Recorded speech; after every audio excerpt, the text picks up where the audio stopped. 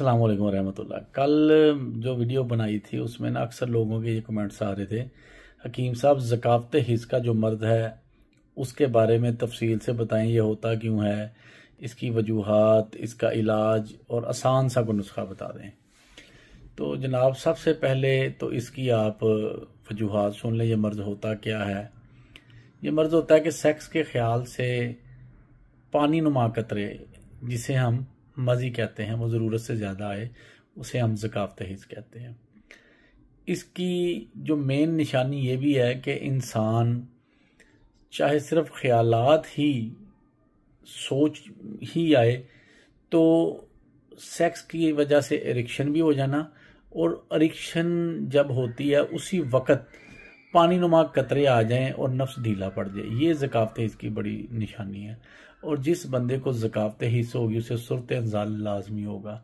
इसीलिए जब भी आप मर्दाना मसाइल के तमाम अमराज का इलाज करना हो तो सबसे पहले ज़कात हिस्स और मैदे की तरफ ज़रूर देखा करें।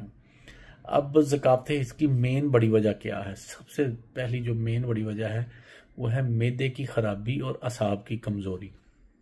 जिस बंदे के असाब कमज़ोर होंगे, असाब यानी ये दिमाग, ये कमज़ोर होगा तो उसको ज़कात हिस्स होगी।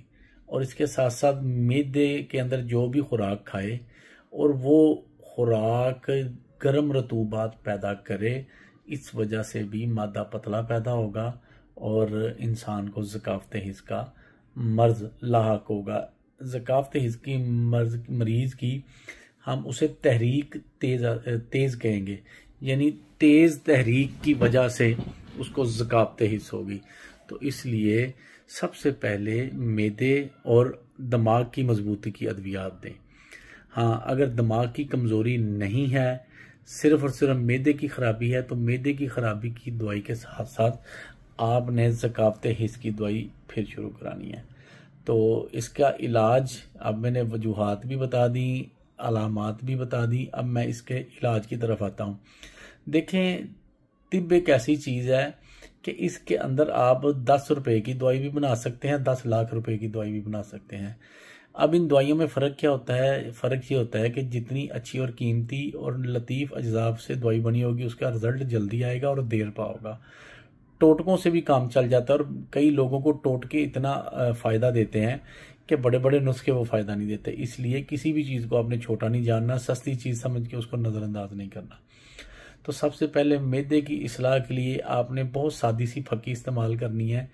पुदीना 100 ग्राम, ठीक है जी, काली मिर्च 25 ग्राम, खट्टे मसर जिसे हम समागदाना कहते हैं ये 50 ग्राम, और काला नमक 15 ग्राम। जिस किसी को ब्लड प्रेशर है वो काला नमक ना यूज़ करे। इन सारी चीज़ों को पीस के माजरत, चारों चीज़ों को पीस के सुबह दोपहर शाम खाने के 15 मिनट बाद आपने ये पानी के साथ देनी है। अगर कब्ज़ का मरीज़ है तो उसको आपने ये जो दवाई जब पीसेंगे थोड़ी मोटी रख लें और नीम गर्म पानी के साथ खाएं, इंशाल्लाह कब्ज़ का मसला भी हल हो जाएगा।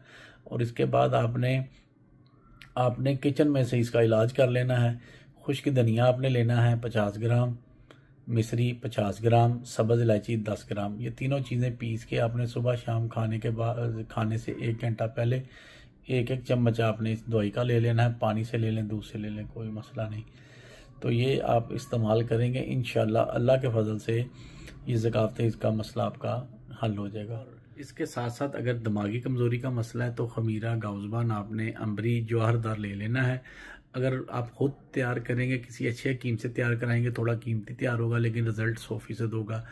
यानी अगर मैदे की ख़राबी के साथ साथ असाब की कमज़ोरी भी है तो खमीरा, गाउज़बान, अंबरी, जवाहरदार ये आप किसी अच्छे दवाखाने से तैयार करवा लें, खुद अज्जा से। अगर आप कहीं से आपको समझ नहीं आती, आप मेरे से भी वो बना हुआ मंगवा सकते हैं, ठीक है जी। और दवाखाने में आएँ, अमीरा जाते मतलब टूनों टोटकों से, जब तक वो किसी मुस्तनद हकीम ने ना बताए अमल ना किया करें।